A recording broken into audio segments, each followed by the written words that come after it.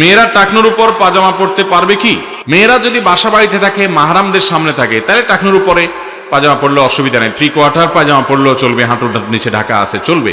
বাবা আছেন, ভাই আছেন, স্বামী আছেন, মাহরামদের সামনে। গায়ের মাহরামদের সামনে যদি হয়, ভাসুর আছেন অথবা বাহিরে যখন যাচ্ছে, তখন অবশ্যই টাকনুর উপরে পাজামা পরে তিনি যদি এই অবস্থায় যান, উপরে বোরকা ইত্যাদি না থাকে, অর্থাৎ ওইভাবেই চলেন।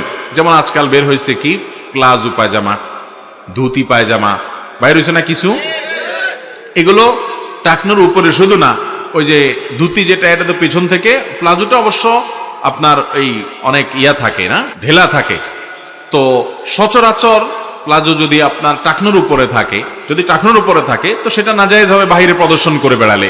আর ডোলা থাকুক টাইট থাকুক, এগুলো সব ঢেকে ঢুকে নিজের সৌন্দর্যকে অপ্রকাশিত রাখতে হবে। আর যদি ওই যে ধুতি পাজামা যেটা পরে ওইটা পেছন দিক থেকে আপনার পায়ের দিক থেকে একটু ধুতির মতো উঠানো থাকে, তাহলে তার পায়ের গোছার কিছু অংশ দেখা যায়, এটা জায়েজ হতে পারে না যদি পরপুরুষের সামনে হয়। দেখেন, নারীদের সৌন্দর্যকে ইসলাম এত ঢেকে ঢুকে পর্দা করে যেতে বলেছে কেন? কেন ভাই?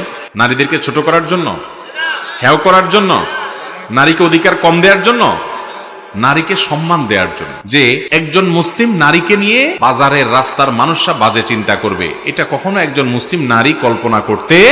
একজন নারী যদি তার সৌন্দর্য প্রকাশ করে অশ্লীল এবং খোলামেলা পোশাক আশাকে বাহির হয় সেজে গুজে, তাহলে তাকে রাস্তা ঘাটে পথে যত মানুষ দেখে, সবাই তো মায়ের মতো পবিত্র চিন্তা করে, তাই না? বোনের মতো পবিত্র চিন্তা করে। কি চিন্তা করবে? খারাপ চিন্তা করবে কি করবে না?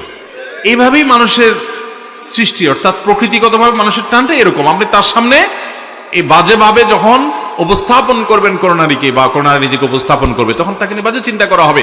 একজন মুসলিম নারী তিনি কখনো এটা করতে দিবেন না।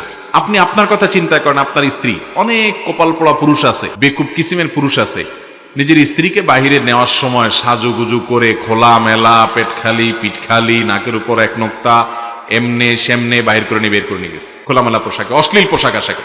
যখন বাইরে নিয়ে গেছেন আপনি, আপনার এই বউকে নিয়ে আপনি যাচ্ছেন হনহনায়া রাস্তার পাশ দিয়া, মার্কেটে, সুপার মার্কেটে, দোকানে পাটে, যত মানুষ রাস্তাঘাটে দেখে, সবাই তো দেখে দেখে পবিত্র চিন্তা করে নাকি? আপনি নিজে এরকম অন্যের মহিলা দেখার পর, 10টা মহিলা দেখার পর, বারবার দেখার পর আপনার মনে কি চিন্তা আসে? আপনি যদি বলেন না, আমার মনে কখনো বাজে চিন্তা আসে না, আমি একেবারে ফেরেশতার মতো চিন্তা করতে পারি, তাহলে আমি বলবো আপনি আস্তে একটা মিথ্যুক।